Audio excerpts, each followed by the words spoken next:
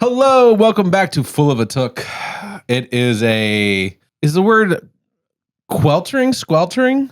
Hot day? Sweltering. For some reason, I have a Q in my head. Squelching? Day, which is maybe not incorrect. Squelch is more like a sound. No, I'm squelching. What Like you're squelches? Yeah. Grape juice? Squelches like would be like squelch at the beach, like like a wet swamp ass. Like, Welcome to Full of a Swamp Ass. It's hot as shit. We're cooking. I'm tired. I got in from Florida today. I flew here just for this podcast episode. His arms are real tired. Well, that's one of the reasons I flew here. Oh my God. I love that joke. The other reason I flew here today is because I live here. This is my house. I had to come back home. I have to say, chapter 7 of book 4 might be my least favorite chapter of this entire series so far, which, of course, I'm talking about Journey to the Crossroads. The problem is, I don't remember anything that happened. Nothing happened. That's why. Am I correct that literally nothing happened, Yeah, right? It was the first chapter where I finished reading and I went, what? And I didn't even remember what I just read. So I got a few notes. I only have 16 notes. Holy shit. that's nothing for you. It's nothing. That's basically half the chapter. Yeah, it was short and it was over as soon as we were getting into it. And I was like, oh, okay. Interesting. Yeah, it's definitely a transition chapter. I mean, in between that and where we're going, I think it's necessary, but you're right. I felt like when you read it, you're like, this could have been part of something else. It could have been half as long and just a couple pages in front of the next chapter. Yeah. Just like Gollum is like, guys, we really have to go. That's it. But there are a lot of like themes and things happening which True. are important to the story. Oh, I noticed today that we got a comment online that for some reason Tolkien hates Al Gore.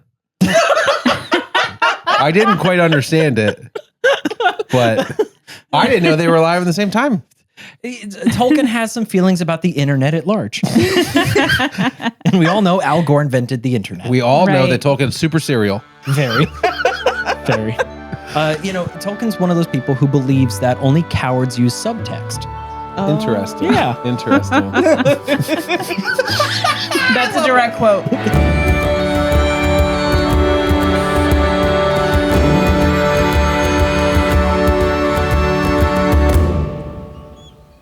So last episode, Faramir informed Frodo that his men found Gollum near a secret pool where trespassing is forbidden, and the punishment is death. Frodo persuaded Faramir to spare Gollum and took him under his protection, which led to Gollum feeling betrayed by Frodo's actions. Faramir recognized Gollum was a danger to Frodo and the ring and privately begged Frodo not to trust him. That chapter was so much more fun than this chapter. Not gonna lie. I enjoyed this chapter. It was interesting and intriguing, but not a lot happens. And traditionally, I don't really love the episodes where not a lot happens. Although, ironically, they're kind of necessary because usually something's about to happen afterwards in the next chapter. So, Yeah. Good lead in. That's kind of it. Like calling this a whole chapter is almost too generous. it's just a chap. It's a chapter. It's less than 8 pages long. It's a breath, like a held breath before something happens. And it's so fast you could almost read it with, your breath held. Like it's brief because there are chapters where a lot of nothing can happen. But the nice thing is that this is chapter 7, Journey to the Crossroads, and it picks up in the same breath that the last chapter leaves off on. Because Faramir has just spoken to Frodo and Sam, passed judgment on all of them, and then basically says, well, you may as well be on your way. The sun's coming up. So here's some snacks. Here's some walking sticks. We're going to blindfold that ugly little monster. And then, you guys are going to walk on out of here and we're going to put you on your way.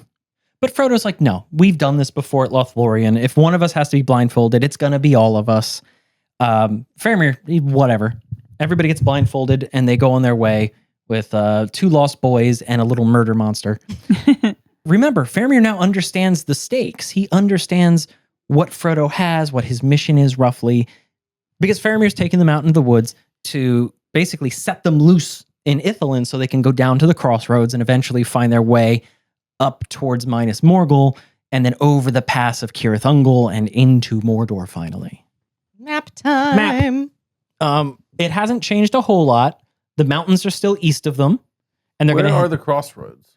It's the crossroads between Osgiliath in the west, the old Gondorian capital on the river, and then Minas Morgul in the foothills of the Efelduath, the Mountains of Shadow.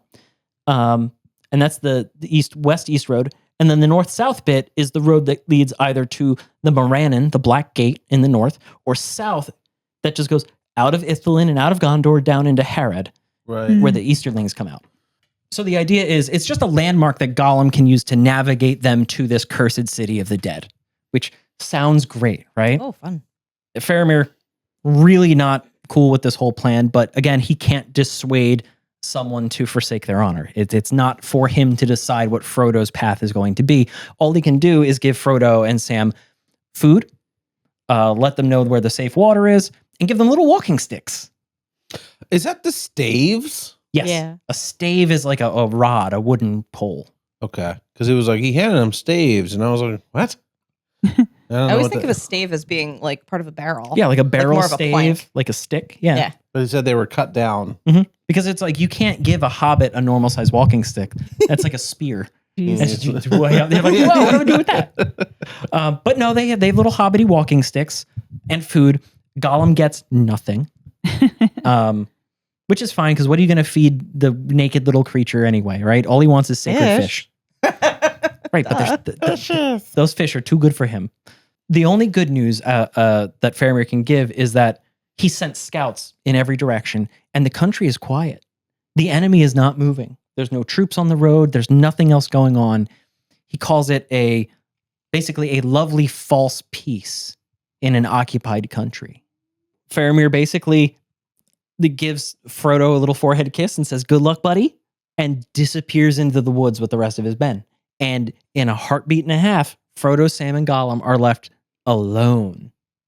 So they do the only thing they can do, set off on their journey south.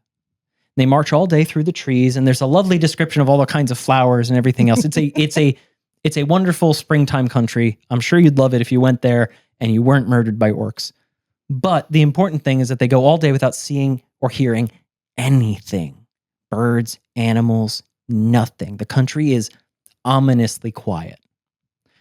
So the sun starts to set. They find a little tree to sleep under, and they have their first night. The interesting thing is that Gollum is starting to get a little weird. Gollum is now squirrely. Now that they're out of more weird, more squirrely. Now that they're out of range of Faramir and the men and all these other problems, Gollum is getting real itchy, real excited, kind of spooked, like just being weird in a new way, and not a better way, just a new way. But Sam and Frodo kind of just shrug their shoulders at it because, again, he's a weird little monster, and they are just, all their effort is going into sneaking and creeping, because if the country's quiet, they have to be quiet also. Sneaky hobbitses. Yes. So the second day passes basically the same way. Around sunset, the forest opens up and it clears. And they're on the edge of the forest and they look out and they see this, like, because they're facing south, right? Which means the mountains of shadow are on their left. Right. Mm-hmm. Left. Right. Left. Right. Left. Right. Oh, we did this. Third base. Oh man, that was real for a minute too. I thought you guys were like in on a bit. I was like, all right, guys, wrap it up. Chris was. I was in a bit. I don't know if I was unaware. on the bit. You said left. She said left. You said right. I just took advantage of that.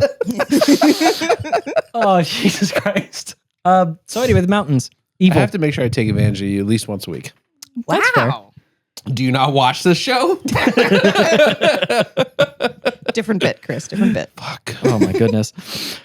So the mountains are on their left, and in front of them is a kind of a shoulder of one of the mountains comes out, and it's forming this sort of like opening, this valley. And they realize that they're looking at the valley of the Wraiths. They're looking at the valley of Minas Morgul. And so you have these dark mountains on your left. And the setting sun is like setting fire to the white mountains of Gondor to their right, back west. So you have this lovely moment of like, oh, you have darkness and horror that you're traveling towards, but then you have these nice white, bright, lovely mountains to your right, which are on fire, which is an accurate description of the situation at home. And so what are you going to do, right? It's like an in-person yin yang. Yeah, kind of. It's like their very own yin and yang. Yeah. So what they're looking at is the valley of living death, Faramir called it. It's the valley of the wraiths, the ring wraiths. Because remember, last chapter we found out that Minas Morgul is sort of the city that the Nine Riders took from Gondor after Sauron's first defeat. So it's a bad fucking place. So they're looking at a city in that like valley. They're looking at the opening of a valley that eventually will lead up to a city. Okay. They don't see that city. Okay. But it's terrible and it's waiting for them. And they know what's there. And what's coming out of that valley is a little road and a little river. Little cursed river. Don't drink out of it. It's the Morgul Duin. Like, it's a play. Morgul Duin, Anduin, Morgul. It's a lovely Morgul language. doing some shit to you. Morgul gonna do you wrong. We're going to do some diarrhea if you drink it. Bingo. It's not because it's cursed. It's because it will give you dysentery. Yep. The name of the stream is Morgul Duin, and it flows from Imlad Morgul. Right. Got And it. do you remember and because we're doing the name thing and the commonalities, do you remember the name, like the proper name for Rivendell? Imladris? Yeah, that came to my head, and Mhm. I was just getting so confused. Well, yeah, it's because, again, language, real quick, a lot of Numenorian language, which is the root of kind of all the Gondorian stuff, comes from Elvish roots also. Domine Numenor. P-A-A. I pictured like old Latin, but they're just Numenorian. So it's like pig Numenorian. Oh my God, yeah. That'd be funny. And it's just regular Numenorian, but with like a... Worknay from Naurarsnay. Gormore. He said it. He said the pig Latin name. Fuck, not pig Latin. Whatever. Moving on. So they're seeing all this stuff, and Frodo looks to Gollum and says, "Do you know where we are?" And Gollum's like, "Yeah, I fucking know where we are. That's the Tower of the Moon. This is a bad place we're at. We have to be careful. This place is full of enemies. That little road is watched, and it's real bad. And we gotta like chill the fuck out and get moving." Gollum is very forceful in these conversations, but he's also like being kind of twitchy and weird and won't really talk about anything. And again, Frodo and Sam are just kind of shrugging it off because they're staring at the path into the land of shadow. They're a little preoccupied. Gollum says, we gotta go, we gotta go, we gotta go. Sam says, fuck that, we need a break. Yeah. So they climb a tree. And they all sit in this little tree together in a little tree house. And Gollum like curls up like a weird little animal and goes immediately to sleep. And the hobbits do not take their eyes off him. They don't rest. They just sit. And then around midnight, Gollum just wakes all the way the fuck up and says, "It's time to go." And basically rolls out of the tree and is like scampering away. And the hobbits have to kind of hurry to catch him. And then they're moving eastward now. Into this like sort of like brambly country. They're moving closer to the mountains through this like brambled wasteland is the way it's described. So they're moving at night again. And they do this all night. They're like crawling on their bellies under stuff. They're walking under the understory of thorns. It's a shitty time and they're exhausted. But then dawn starts to come. And Gollum again freaks out and says, we gotta hide, we gotta hide, we gotta hide. And so they're like, okay. And they kind of like crawl into this little like canopied space in a bramble that reminded me a whole lot of the Elven Hall from the Fellowship with Inglorian, in that it's like this sort of like little arched space. It's just like kind of an animal den that they occupy for a minute. But with thorns. But with thorns and in a bad place. And instead of an elf and food, they get Gollum. And whatever Gollum eats, whoever Gollum eats. But they also don't even get a dawn. It just kind of like is this brown twilight light and this red glow that Tolkien says explicitly is not the dawn. It's just this red glow coming out of the east. Sam immediately conks out. And he shoots awake again a little while later. It's darker than it was when he went to sleep. So he's like, why did Frodo let me oversleep? And Frodo looks at him and says, I didn't. You've only been out for like 3 hours.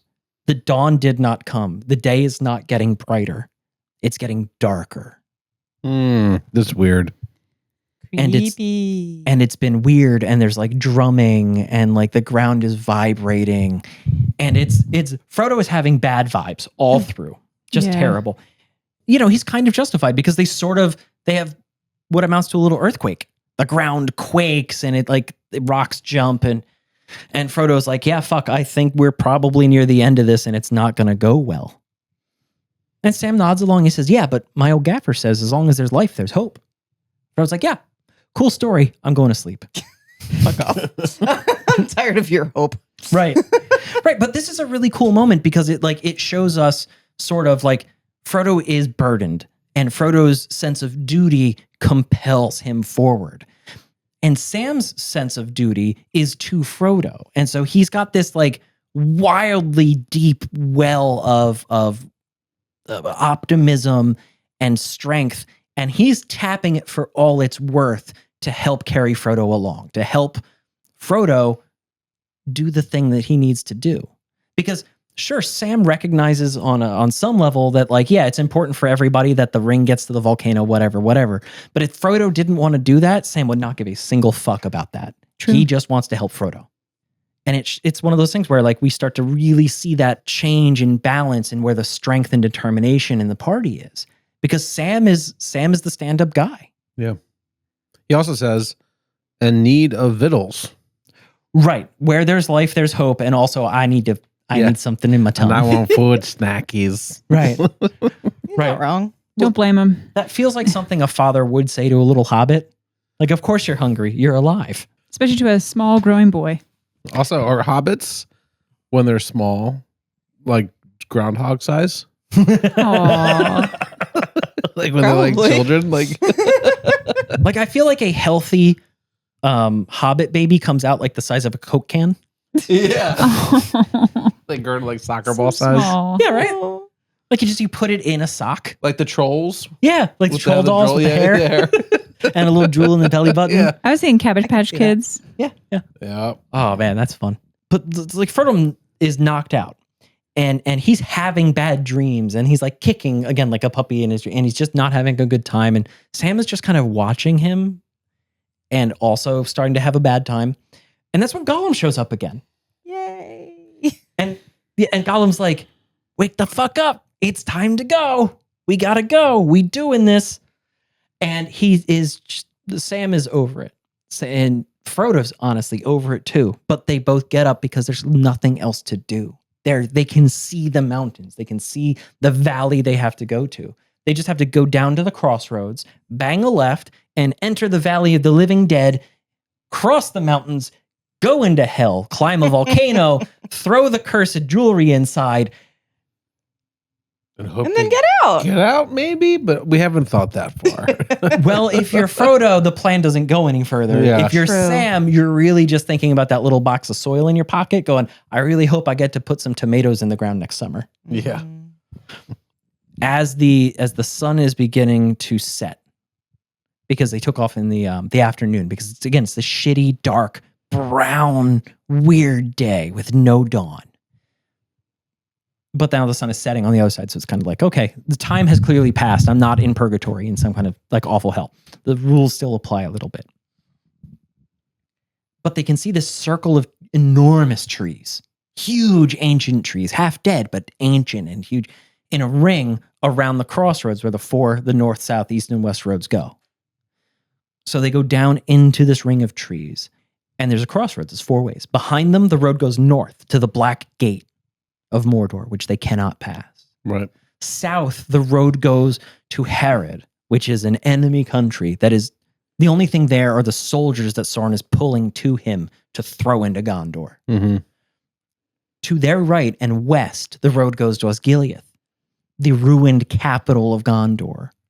That now it sits on the Anduin. It's a wreck. It's a place occupied by enemies and evil. Even Gollum recognizes that that is a bad place to go. And their road is left, east, into the valley of the living dead, into the valley of Minas Ithil. And they're looking at that, and Frodo sees a statue, an ancient statue of a king seated in a throne. But it's headless. It's been defaced. And I shouldn't say it's headless, because they have knocked the real head off, and some enterprising orc has put a mostly round rock on top and painted a horrible face on it with one red eye. So Frodo sees in the setting sun that the head of the king is still sitting next to the statue off to one side.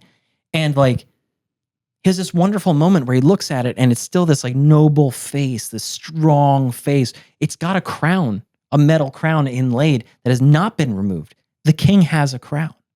And there's like this like vine with star-shaped flowers growing across the head. And again, symbols of Minas Tirith and Gondor are what? White tree and stars. And Frodo says, look at that. That's amazing.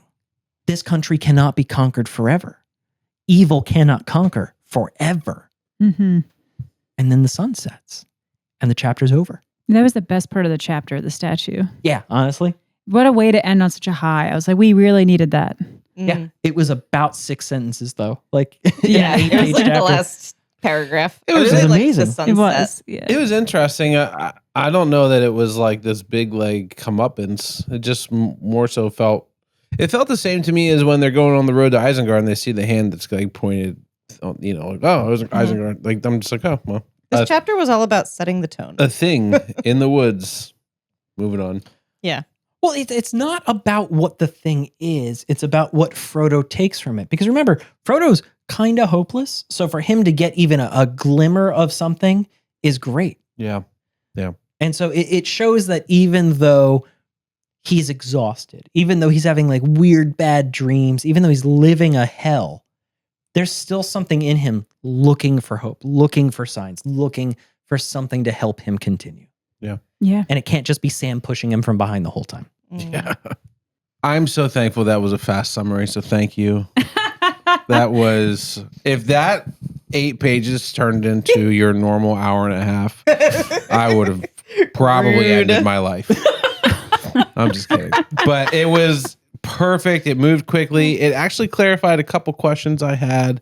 So before we move on into some of the things I want to jump into, one of you guys had mentioned Faramir earlier when we were talking about it. Mm-hmm. So what the thing I want to jump into with Faramir real fast is that moment where he like gives Frodo like a traditional Gondorian goodbye, which is like a hug or a kiss on the forehead, basically, literally a kiss on the forehead. And we see that in another place, right? With Aragorn. Right.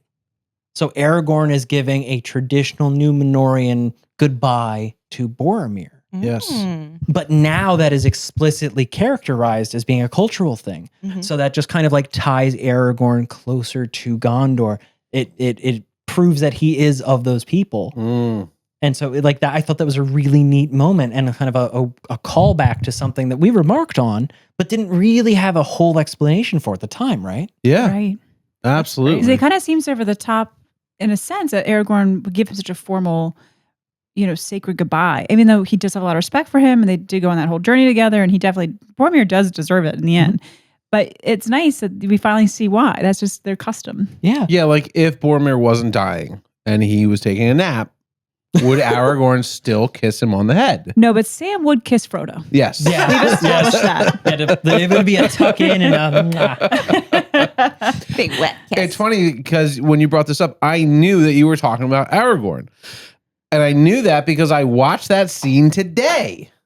I was on a plane today and my friend sat in front of me and through the little crack of the seat, she was watching The Fellowship of the Ring on her phone.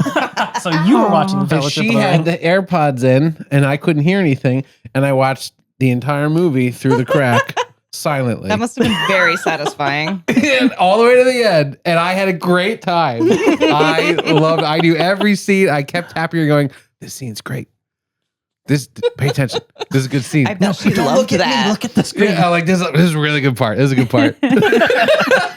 And I actually remarked in my head that scene when he's kissing Boromir on the forehead.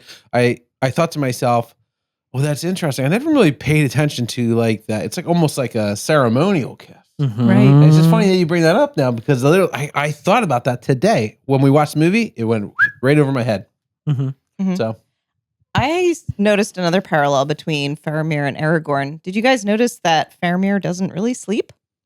Yeah. And so they'd said he'd stayed up basically all the way through that battle in the woods, which was like a day ago at this point, Mm-hmm. and that he didn't seem tired. He didn't seem like he hadn't slept at all. And that was just like Aragorn, who was always like watching out in the middle of the night over them. yeah, never sleeping Yeah. Mhm. until he was done. Yeah. And then he conked out on the couch. Remember? Oh my Just God. like through He, himself. he was like, I'm done, and laid down. It's like, I'm so tired of your bullshit. yeah, it was like right out like Clueless or Yeah, something. yeah. Oh my God. Well, because it was, Bitch, please. it's because Boromir was complaining about being in Lothlorien. Yes. And Aragorn had just been done with it. But like kind of I think a downer on that comparison too is when Aragorn gave Boromir that kiss, it was goodbye. It was Boromir is dead. And so for Faramir to give that you kiss to saying you're going to Frodo, die. right? Because Interesting. at the end of the last chapter, Faramir's like, I would love to crack a beer with you when this is all over, but I don't think we're ever going to see each other again. yeah, that Yeah. was stated pretty explicitly. Yeah. It that was. his opinion. yeah, Right. yeah. So, like, Seriously. Yeah. So Well- like you got to watch out for stuff like that. This book guess is it's a good rotten thing with that- symbols. It's a good thing that Frodo didn't see the Aragorn forehead kiss. That's right. Yeah. Then he would have known what it meant. Yeah. He just That's actually cried. a really good point. He was not there.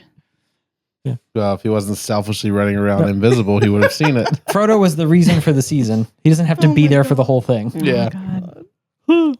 Well, it's actually interesting because once they leave the secret hideout and they leave Faramir behind, bye-bye, Faramir. Nice to see you. Nice to meet you. There's this really interesting thing that is noted in the writing as a callback to a few chapters ago, which is that they don't hear anything, Right. right? And they look over at, presumably, to the east where Sauron is. And See? correct, right? And there's no sound. And we know that before there was a sound, there was some sort of orchestral marching band that had been hired to work in the music department in Mordor, playing the horns, playing the drums. There was a band leader. Yeah. That was up north, right? By the gate? Yeah, by the Okay. Black Yeah, Gate. yeah. Mhm. They're all dead, apparently. Oh! There's no sound happening. Faramir fixed that. I thought that was interesting. Faramir is actually head of the HOA. Yeah.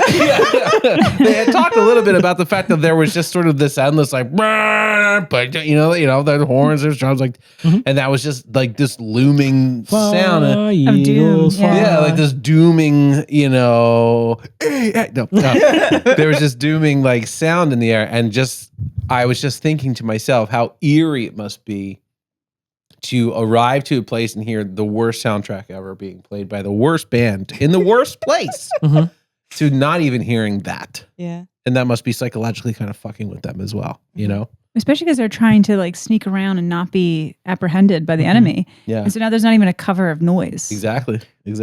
Like if you're one of the hobbits, do you like quietly in the back of your mind wonder if Faramir's boys just killed everyone in the country?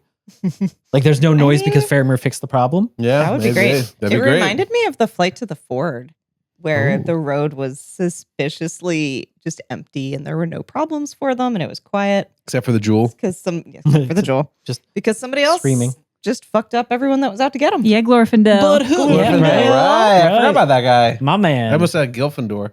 That's not a real person, is that? Close enough. Glorian. You combine like three names Yeah. in one. I love it. Little frog. Who's Inglorian? Gilder and Glorian. Gildor. Inglorian bastards. Inglorian Bastard. I think that every time. I'm not even gonna lie to you. I hear that in my head and I'm like, don't say it. Don't say it. Quentin Tarantino. That's where we're at. What the hell is a Alexis? Alexis. An ilex? There's multiple, so it has an es on the end. Ilexes. It's the scientific name for a holly tree. Oh, So I guess we they have just one used in to the call front it of our that. house. interesting. You know what? Did he not know the word holly tree? It's a lot easier Maybe than they Ilexis. didn't call it that back then. No, they definitely used the word holly We earlier. have a special visitor. It's a Oh, hi, buddy. Zippers. Come here. Hey, So, butthead. yeah, no, he remember there's 2 giant holly trees Mhm. outside of the Holland Gate, a land full of holly trees. Right. So like he's just fucking with us, Yes. Yeah. isn't he? For everybody who's on audio, you probably can't. Well, you might be able to hear him, but Pat and Laura have a cat named Zippers who's hanging out with us on the set right now. He's not happy that we're He's here got something recording. to say. No, he's a He Boromir has guy. notes on the chapter. His note was "fuck you, I'm hungry." That's what it sounded like. Yeah. Yep. Now he's gonna go take a shit. Great.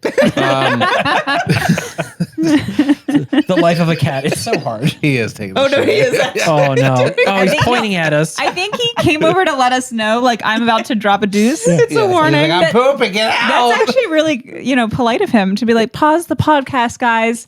I'm dropping one. Well, it could have been There are worse because 2 other litter boxes he could have used. right, but it Oh could have my been worse God. because his litter box used to be on this end of the room. Mhm. So So he could just gone. yeah, Yeah. like honestly, every day we do this and there's not a shit under this table. I'm thankful. Yeah. Yeah. Thanks, All buddy. right. So the great ilexes that they're walking around, that's just holly trees. Yeah. The reason that they call them great, do you think that means that they're very big? I don't know how big holly trees Totally. get. I don't know. I've seen some pretty big ones, not the size of like an oak or anything like that, but That was weird the way you said that. I did. Yeah. Ooh, no. He's sounding kind of Canadian. okay. It's not like an oak. An okay. It's an okay tree. Okay. It's okay. An oak. I've been spending too much time with the Amish. Actually, they do have that accent. They They're really a little do. touchy. Yeah. Yeah. Ezekiel. That was a fun episode. One of the questions I did have, though, with this, one of the questions I had with the scene that comes up shortly, which is when they kind of like all go to bed and the hobbits refuse to sleep. Yep. Why? Maybe it's because they're like balancing on a tree. Like, it's not night one with Gollum, so it's not like a fear of what he's going to do. They've been with him several nights now. They have no problem going to bed. They're just like, fuck off. He does whatever he does. We go to bed, they wake up. It's very odd that they both stayed awake. That felt like a weird red flag thing for something to come, maybe, but I don't know. That like stood out to me. Would you be able to sleep if you were just like straddling a tree branch? Well, no, they were like kind of ensconced between some branches. It was nice. It's like a little cubby hole. But I think for me, it's just that the terrain is a sign that darkness is growing, literally. And I think that it's a very dangerous and uncertain terrain. Mhm. And they're just on edge. And I have to think that after everything Faramir said to Frodo and Sam was overhearing, it can't just like roll off their shoulders. Like, they just were begged by a man that's the leader of a country to not trust Gollum. It's like specifically like that little goofball is full of murder. Yeah, he literally said he has done murder. Like, he's like, I see it in him, and he's not done. He thirsts. It's Yeah. still on him. Right. But Yeah. He didn't rinse his teeth. But you know what I'm saying? Ew. Like, I just feel like that There's a lot of hair in you just can't hear someone say that for 2 days and then be like, it's fine. They're not that thick at this point in the journey. Wasn't that the second night though that they were out? And the first night they just slept in like Yeah. the litter of the trees. But like Gollum had fucked all the way off. Right. He wasn't with them Because- at that because- point. That's the thing that's changed is that Gollum's always been a weird little guy, but he's weird in an entirely different way. Like he's bringing a different energy to this occasion that is unwelcome because he's more insistent. He's more like demanding. He's in a rush, Yeah, But he's he's got also- something on his mind. but he's also terrified. And this is different from like weird Gollum who's capering and whimpering and acting like just a lunatic. There's something going on with Gollum. And the hobbits recognize this, but again, they're staring at the valley of death and undeath and murders and all the rest of it. So Gollum being weird is not good, but not even close to the top of the list. Okay. True. Also, it might make sense in that context. Yeah. It's like how much is normal for the situation we're in, and how much is like something suspicious is going on. Yeah. But like other than just keeping the hobbits up at night, Gollum is like, he also does something really cool this chapter, which is when Frodo says, "Do you know where we are?" Gollum says, "Yes. We are at the valley of the Tower of the Moon." And you remember, like, and the fact that Gollum calls it the Tower of the Moon, to me, is significant because who else calls it the Tower of the Moon?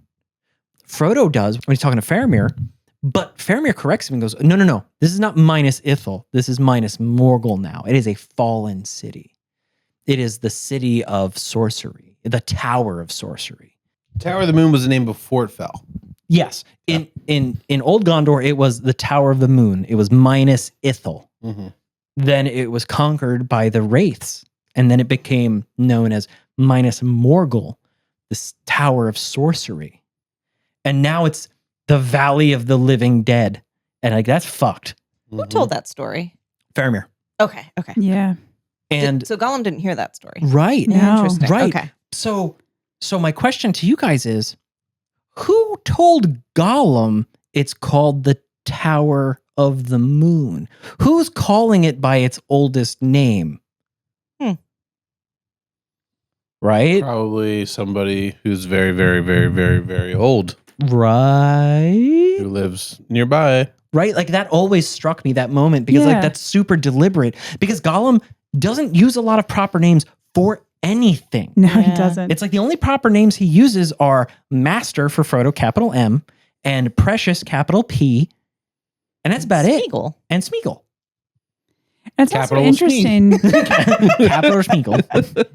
And it's also interesting he chooses the more positive past name of the tower and not the Mhm. current dangerous Yeah. evil one. So it's almost like he's Yeah. already kind of, it's kind of like he's sugarcoating it a little bit. Mhm. Like, oh, we're going to go to the Tower of the Moon. Yeah. It's like, no, it's Is he the Tower of luring Sorcery, them? dude. Like, you can say what it is. Mm-hmm. It's just a layer to the sense of foreboding, right? Mhm. Because that's this whole chapter's purpose, is Yeah. to be a breath before the storm. Faramir says Right. a storm is coming. Mm. Absolutely. There's plenty of time to take a lot of breath in this. Really? A lot of 'Cause breathing. It's like you blink and you miss this chapter. There was at least 22 minutes of You listen to a weird audiobook. This is Andy Serkis heavy breathing into a microphone. yeah. Well, after Gollum woke up at midnight and the hobbits have been up, they didn't go to sleep. This is when they're in the tree, right? This is when they're in the tree. Tolkien takes a really long time to describe the terrain. And I have a really crazy conspiracy.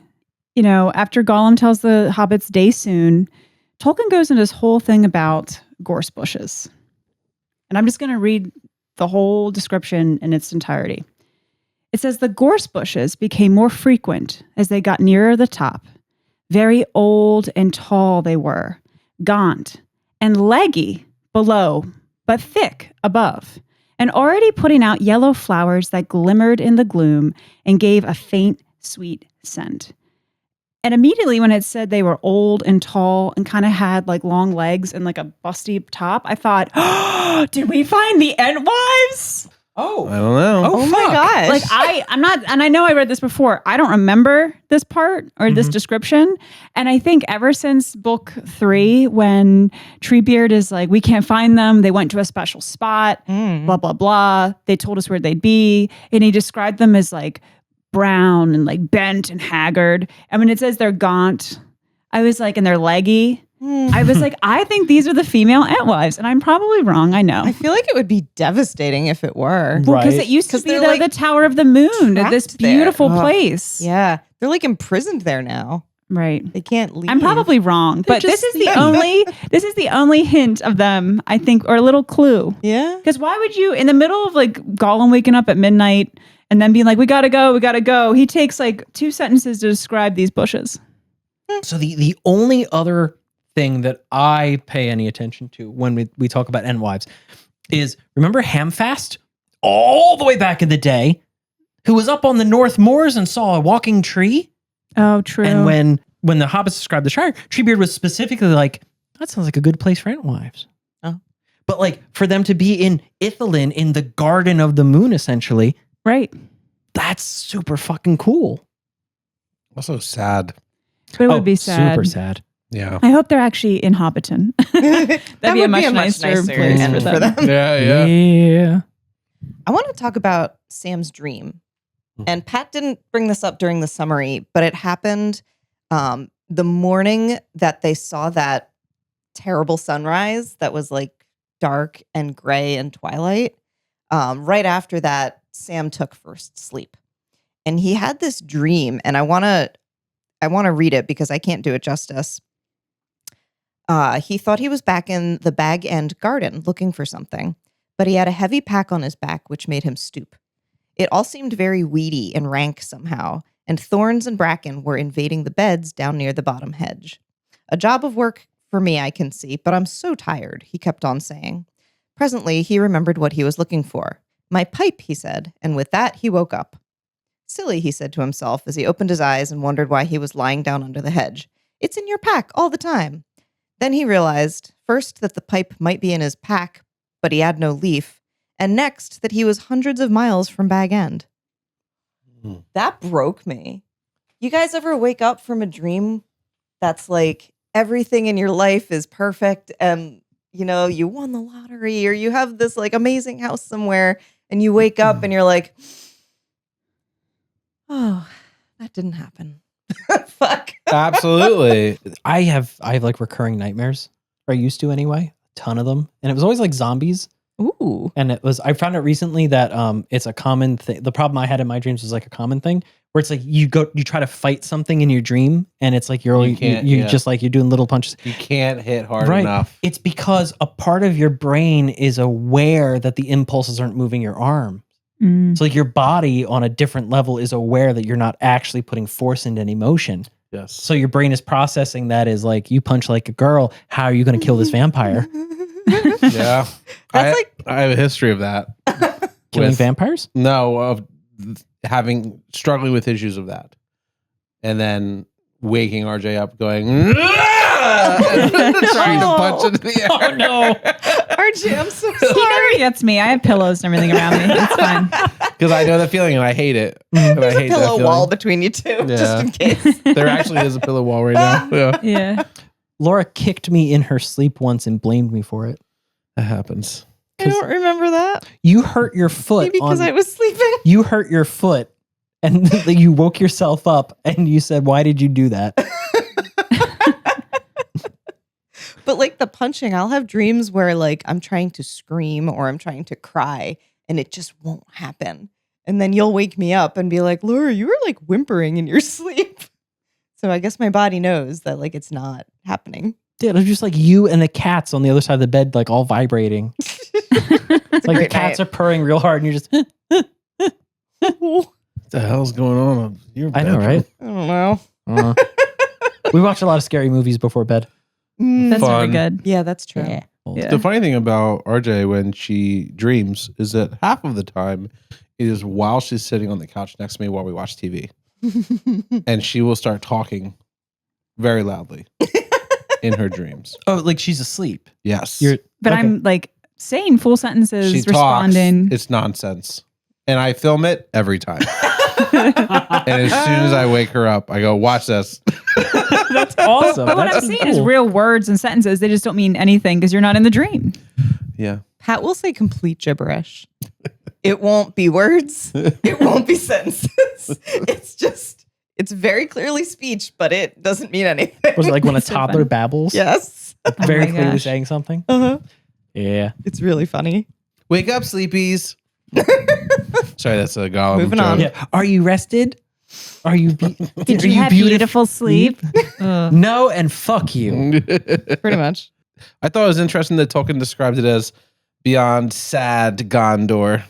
Yeah, dude. Gondor's Ooh. sad as fuck. I just pictured Donald Trump saying it. Sad. Oh, God. This Not where I went with that. Sad. I told him. You gotta get out of there. I'm the last person on earth who can do a proper Donald Trump impression, but it's just exactly what popped in my head when I saw sad. I was like, oh my gosh. I really enjoyed that last scene with the sun setting over the crossroads. Mm-hmm. The statue was interesting, but I was really sucked in by the sunset because it was like when the sun rose, you didn't see any brightness, any light. But when the sun sets over Gondor, like that's the last bit of light that they see in their journey into the dark. And it looks like Gondor's on fire. Yeah. And then the light is gone and they're in the dark. Yeah. And it just felt like that was the last, like Gondor was their last hope of light and help and friendship. And now it's sun's extinguished. Gone. It's all dark all the time. Womp, womp. Yeah. And it's been interesting. This whole book, The Two Towers, book 3 and book 4, there's really been this theme of like evil cannot create in this world. It can only destroy and take away from. And it really hit me with the statue. No matter what the enemy tries to do, they can't create anything from nothing. Yeah. They can only take things that are already established by Numenorians mostly. And they can make it ugly and make it tainted and they change it. But they can't, nothing so far that we've heard has been come from just nothing. And then I heard that song. What? Gotta have something. Nothing from nothing leaves nothing. Gotta have something. That was actually Sauron's incantation. Yeah. No. But Really? Not you better put a ring on it? I feel like you better put a ring on no, it. but what I was trying to say is, like the enemy, the evil, the great evil of this world just can't create. They have to steal and they have to destroy and they have to belittle. And it's just such a prevalent theme in this entire book so far. And it really hits home in this chapter for me. To be fair, Saruman did create something. It was just the Uruk-hai. But aren't they from, like, he kind of mixed two? Yeah, that's fair. Half man, half orc hybrid. Yeah, it's sort of like a hybrid. Even that isn't exactly a new creation. No, it's a corruption. It's a corruption once Yeah. again. Yeah. Point holds, yeah. I haven't seen yet what's in Mordor. I'm assuming Sauron built something crazy in Mordor, but It's a lot of maybe I'm doors. wrong. Oh my god. Could you imagine? It's more door. Fuck. It's in the name, people. Who didn't get it? Why are you like this? It's just David Bowie in the labyrinth been like, Sauron. But Also, interesting. I bring up the Uruk-hai.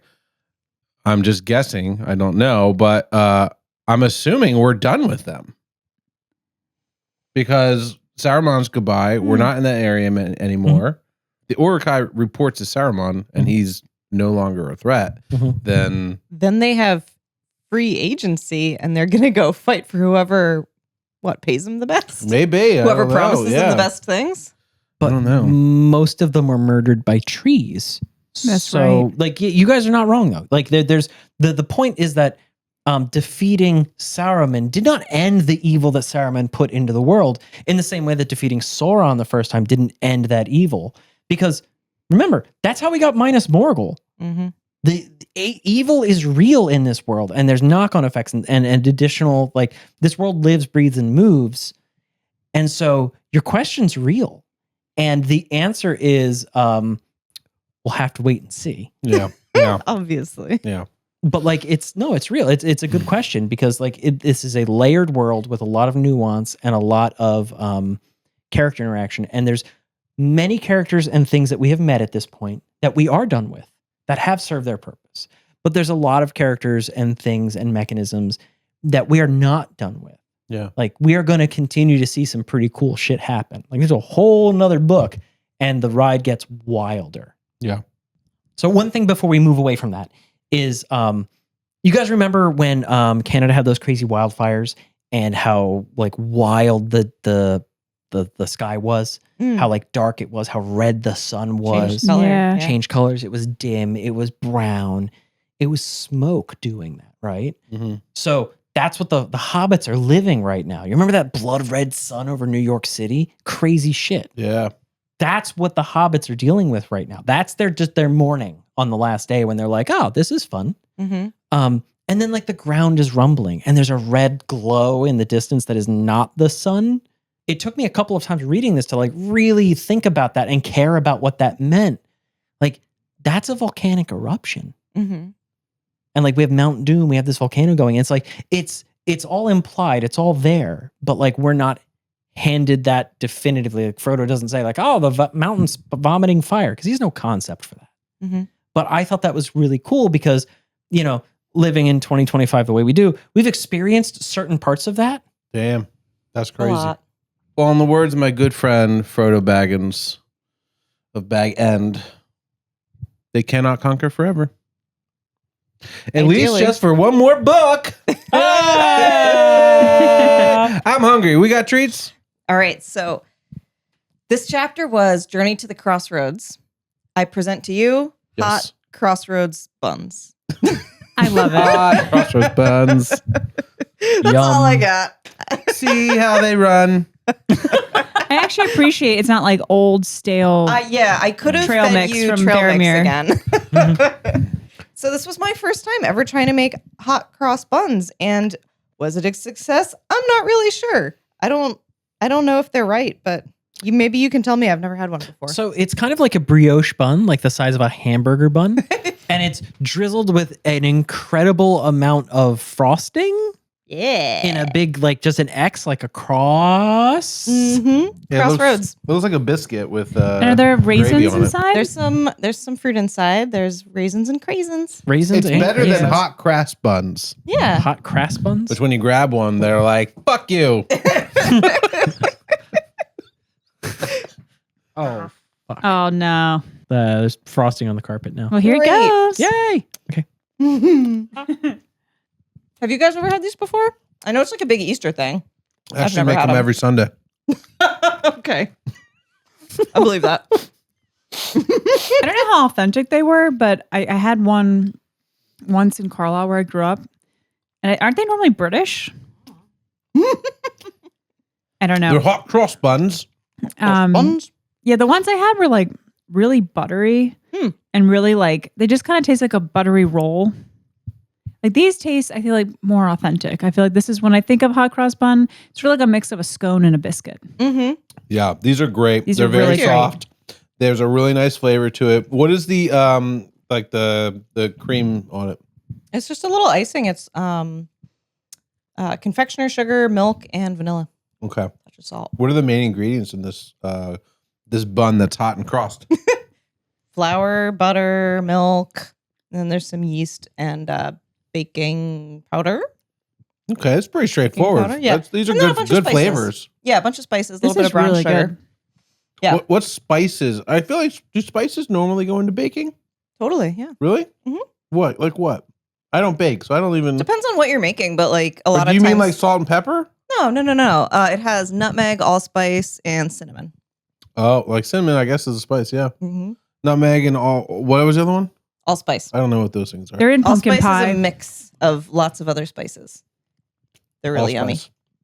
All the spices. These are so good, Laura. Do you know what this reminds me of? It's like almost a cinnamon roll. Mm-hmm. It's got that like fluffy, light texture. I was getting that too. And like, Laura, you absolutely killed it. Like the bake is perfect. Look at that firm bottom.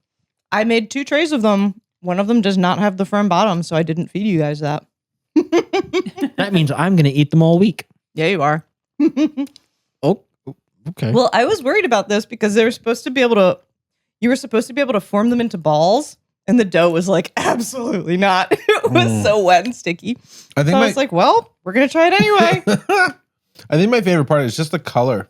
It's a really nice color Mhm. to like the final product. Very golden. Yeah, nice gold. It reminded me of like lembas, the lembas bread you made, like the color of it. Mm-hmm. I keep wanting to make that again. Every time they eat it in a chapter, I'm like, I still have "Can mine. I just do that again?" Oh, good. Yeah, I saved it. I bet it's still great. I have a crumb of it each week. It's disgusting. It's moldy, very crunchy and hard. But Once you know, unwrap it. like Liz said, not to eat it too fast. So just following his orders. Mm-hmm. I have to mention that Pat and I got a taste of Hobbit life last week, or so we thought. We went to Yellowstone National Park and we did a bunch of hiking on trails throughout the park. And these were not little teeny tiny trails. They were pretty heavy duty. There was some elevation change. Not to mention we're here at sea level and Yellowstone is like 8,000 feet in the air. So we were doing these trails and just trudging along, completely out of breath. We could barely breathe. And I think Pat said, "Is this what the hobbits feel like?" Like every day. Like they've been doing this shit since mid-September. You guys also did it only at night, right? Only No, at yeah, night. definitely. We couldn't And we see a got fucking the- thing. You avoided yellow face And white face. and white face. Mhm. And we got the weirdest little guy we could to like guide us through the woods. Yeah, it was a bear. They did not want to put pants on. Well, my shirt is from Yellowstone and it says, "Do not pet the fluffy cows," No, Aw, we had the I love bison. to remind people not to touch the bison. It's Oh a my true, God. true statement. It was a lot of fun. That is so fun. We've definitely, I think anyone who's ever spent time outdoors has experienced a moment like that. You know, we're big hikers. We love hiking. And the last time we went hiking, we spent the whole time talking about Lord of the Rings, actually. So, That's awesome. yeah. Yeah, listening to the wind go through the trees. And yeah, it was awesome. Paying attention to all the foliage. Mm-hmm. How would you describe it? Would Somebody it take asked you for 5 3 pages? of my hairs. Oh Yeah. my God. Short hairs? Gave it to him. Hot cross buns. Hot Crossroads Buns. Hot Crossroads Buns. Those were delicious, and it was a wonderful way to wrap up Journey to the Crossroads, which, as everybody knows, is chapter 45 of book 7 of the Two Towers. Feels that way. Just kidding. Chapter 7. 7? Yep. Chapter 7 of book 4 of the Two Towers, which is part 2 of the Lord of the Rings. We are coming to an end soon, my friends. We only have a couple left, and then the Two Towers is done. And I Holy am shit. ecstatic. We are almost to the Return of the King. Get the fuck out. It's not that far away. They're going to put the head back on the statue.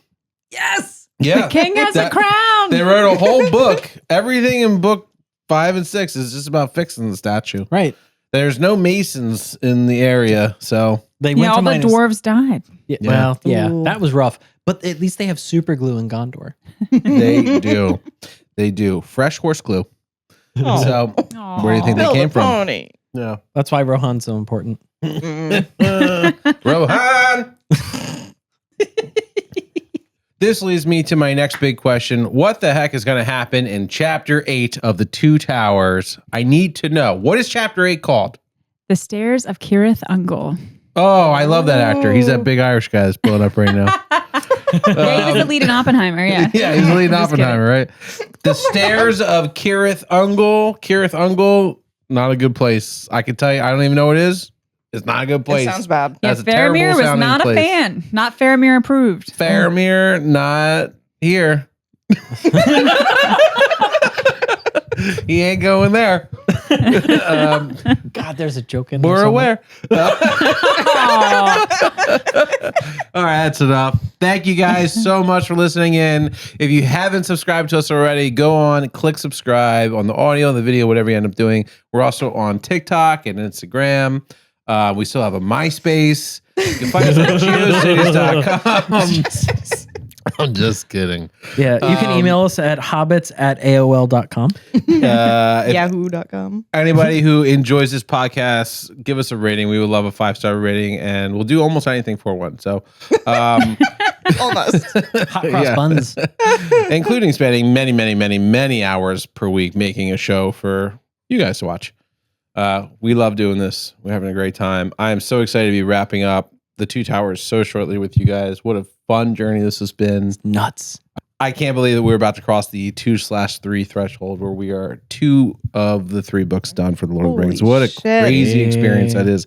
My dream that was temporary, it was a short dream, but my dream is almost fulfilled, which was to read this book. Cool. Yeah? These books. Is it Yeah. now like a nightmare? Now it is a nightmare. It will be a nightmare when I'm like, what do I do next when this is done? Aw. But Wake up screaming. I know. And then, but this will be the Faramir! this will be the reverse where I wake up and I go, oh, I don't have a podcast to do. I'm okay. Yeah, it'll be good. It'll be Yep. good. But anyway, thanks so much. We'll see you next week for the Stairs of Cirith Ungol, which is chapter 8 of the Two Towers. Only a couple left. We'll see you then. Bye. Bye. Bye. Bye. Goodbye.